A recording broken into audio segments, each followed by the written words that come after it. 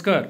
Legal bulletin में आज आपको सत्येंद्र पाल जैन जी की एप्लीकेशन क्यों लीगल कारणों से डिसमिस हुई और वीवीआईपी चॉपर स्कैम के ऑगस्टा जेम्स मिखेल की बेल को क्यों डिसमिस किया गया, इन मुद्दों को समझते हैं।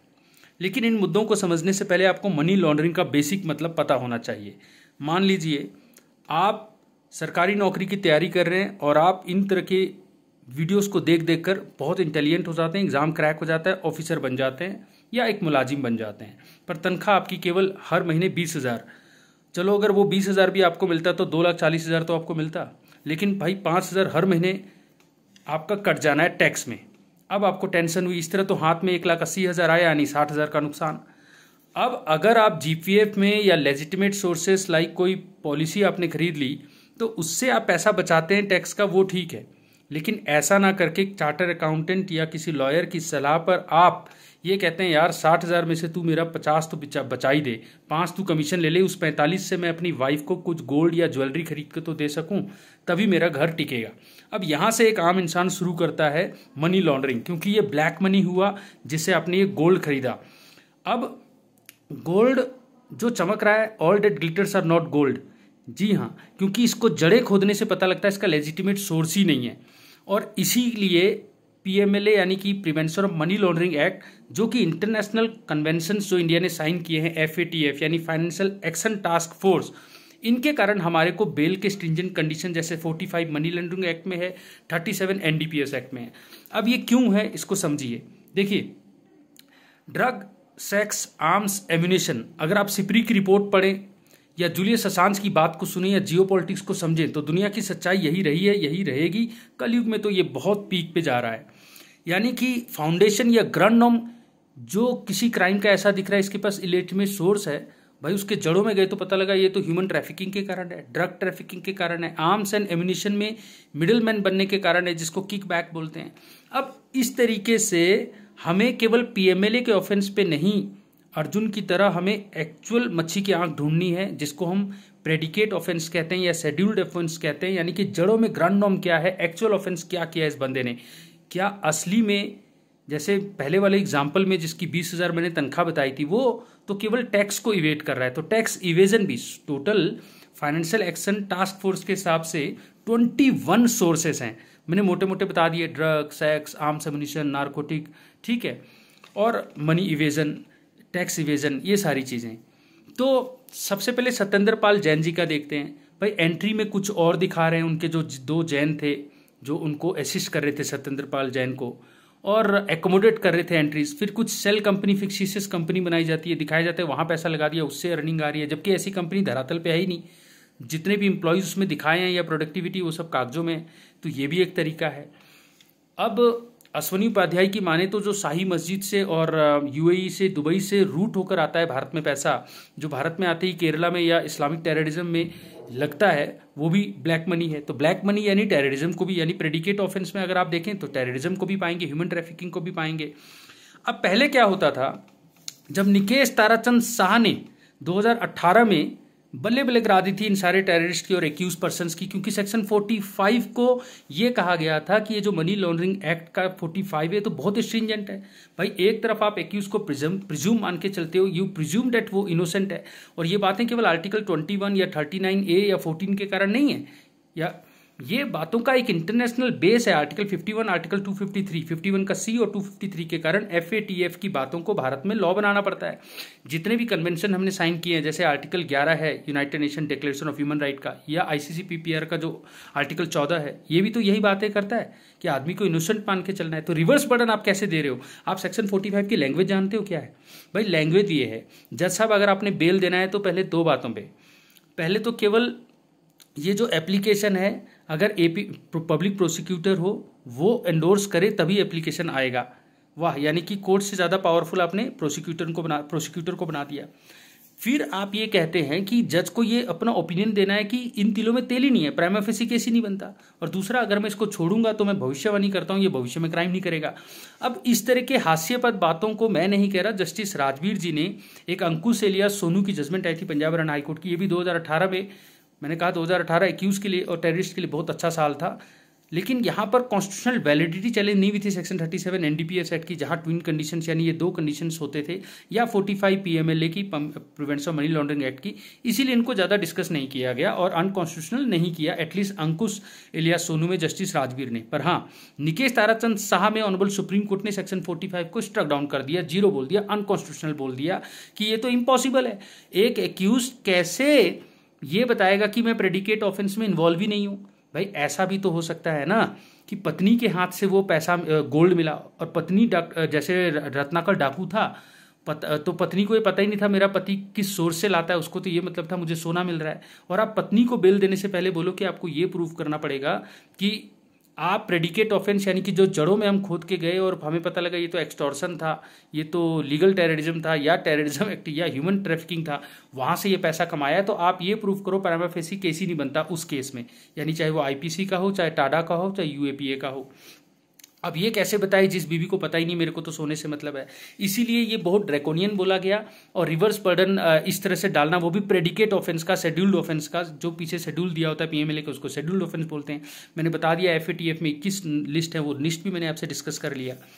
तो इसीलिए सुप्रीम कोर्ट ने इसको स्ट्रक डाउन किया। लेकिन आपको पता है अगर कोई डिफेक्ट सुप्रीम कोर्ट बताती है और उसको स्ट्रक डाउन करती है, तो उन डिफेक्ट को, उस बीमारी को दूर करके वापस अगर सेक्शन 45 लाया जाता है स्टैट्यूट में, तो फिर वो फिर से वैलिड हो जाता है। लेकिन कपिल सिब्बल जी या जिस तरह जो लिब्रांडोज जो हमारे एडवोकेट्स हैं, जो प्रो बेल हैं, उन्होंने फिर से इसको चैलेंज किया, इसकी कॉन्स्टिट्यूशनल वैलिडिटी को, और ये केस ऑनरेबल सुप्रीम कोर्ट में फिर से गया निकेश ताराचंद शाह के बाद विजय मंडल चौधरी में स्टेट ऑफ वेस्ट बंगाल में।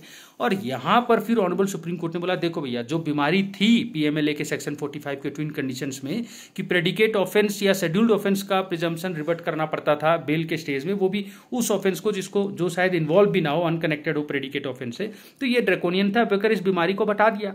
अब केवल एक्यूज को यही तोड़ना है प्राइमा फेसी कि मैं जो शेड्यूल्ड ऑफेंस नहीं, प्रेडिकेट ऑफेंस नहीं, जो मनी लॉन्ड्रिंग का ऑफेंस है, ये इलेस्टिमेट सोर्स है जो मेरे पास, इसका सोर्स मैं नहीं बता पा रहा, अगर वो सोर्स बताता है प्राइमा फेसी तोड़ देता है तो उसको बेल मिल जाएगा। हाँ, प्रोवाइडेड ट्विन कंडीशन है ना। दूसरा ये कि जज ये भविष्यवाणी करे, अगर मैं छोड़ूंगा तो इसका ट्रैक रिकॉर्ड देख के मुझे लगता है भविष्य में कोई क्राइम नहीं करेगा इस तरीके का जिसमें वो इन्वॉल्व है।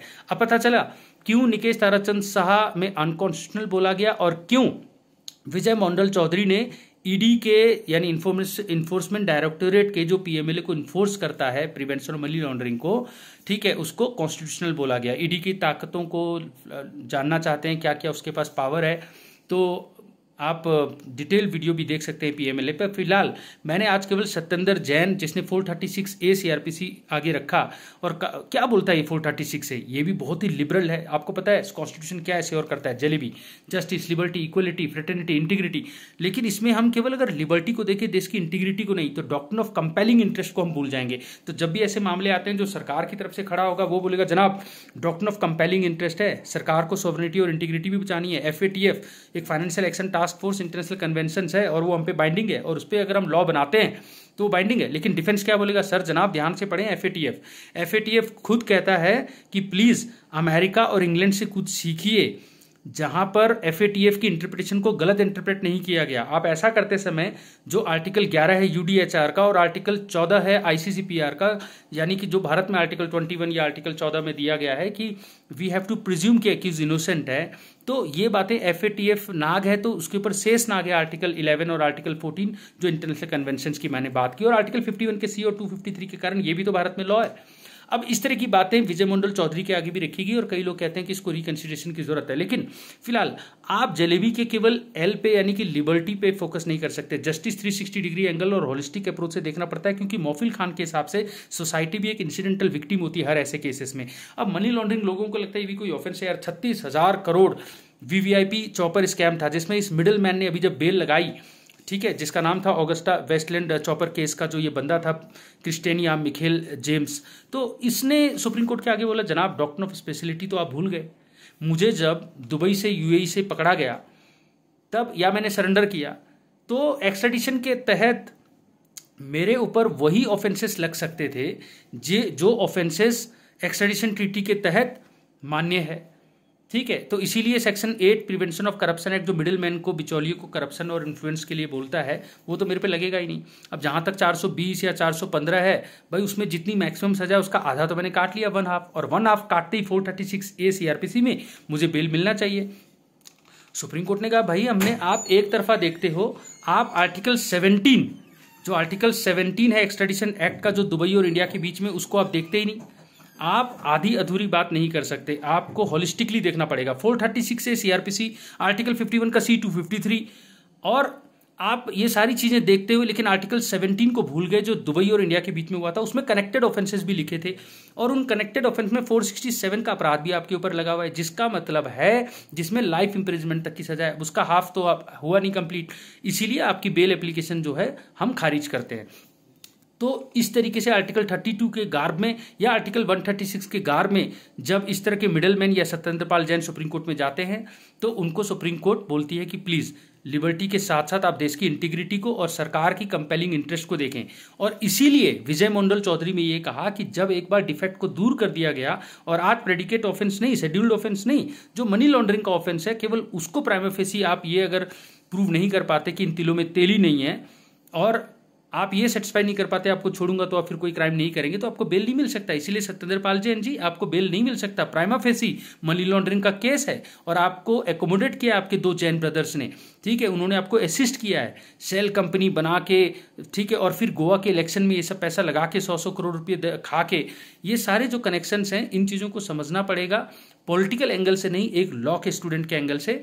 मैंने उम्मीद करता हूं कि आज आपको ये समझाया कि एक आम आदमी हाथी के दांत खाने के और दिखाने के और, जो खाने के और दिखाने के और होते हैं, दिखाना जो होता है, ये क्या दिख रहा है, गोल्ड पत्नी के हाथ में, वो शेड्यूल्ड ऑफेंस नहीं है, वो केवल पीएमएलए का एक ऑफेंस है, व्हाइट मनी नहीं है, वो ब्लैक मनी है, और यानी कि एक मनी लॉन्ड्रिंग हो रहा है। ये पूरे देश की इंटीग्रिटी को खतरे में डाल देता है, इंडिया के नहीं पूरे देश की। इसलिए एफएटीएफ की बातों को भारत को मानना पड़ता है। इसीलिए इस तरह के स्ट्रिंजेंट कानून बने। जो पुराना जजमेंट था, ठीक है, विजय मंडल चौधरी से पहले वाला, निकेश भाई, उन्होंने क्या बोला, उन्होंने ये बोला यार यूएपीए टाडा ऐसे ड्रैकोनियन में तो ठीक है, मनी लॉन्ड्रिंग कोई क्राइम है, इसमें 45 इतना खतरनाक। इस बात को विजय मंडल चौधरी ने बोला प्लीज एफएटीएफ का ऑब्जेक्ट पढ़ें, और फिर ऑब्जेक्ट एंड पर्पस इस एक्ट पीएमएलए एक्ट का भी पढ़ें, तब आपको पता चलेगा कि इसके इंटरनेशनल रेमिफिकेशन कितने ज्यादा हैं।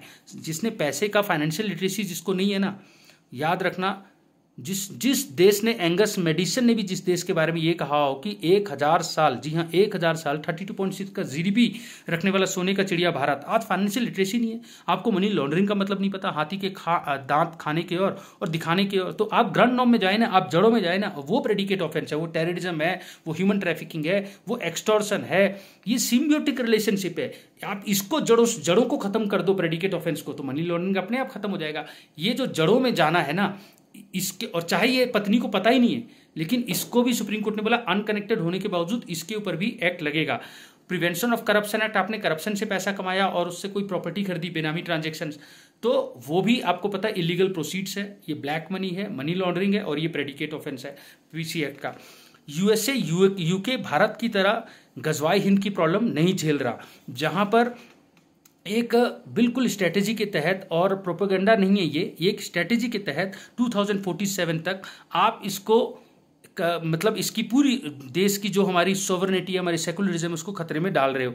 इस तरह की report doctor of compelling interest को, सरकार को, जिसको हम चुनते हैं, उसके पास ये एक प्रिविलेज होता है, और उसको ऑनरेबल सुप्रीम कोर्ट अपनी विजडम को थोप नहीं सकती, ऐसा ऑनरेबल सुप्रीम कोर्ट खुद कहती है।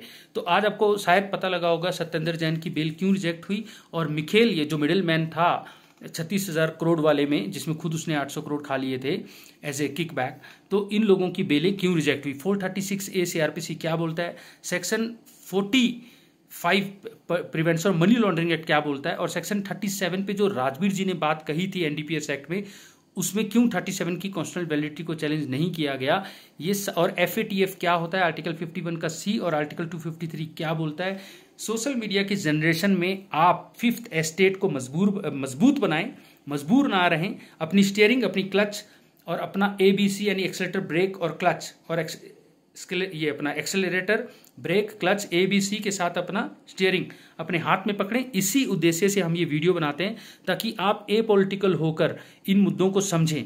आप किसी भी पॉलिटिकल पार्टी के बारे में कुछ गलत बोलना, कुछ अच्छा बोलना छोड़ दें।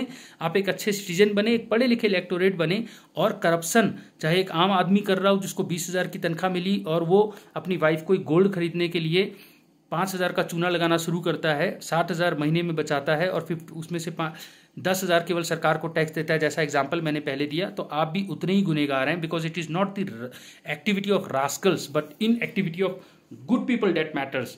थैंक यू, जय हिंद। उम्मीद करता हूं कि ईमानदारी के पैसे से सुकून की नींद आती है, वो आप आज से शुरू करेंगे।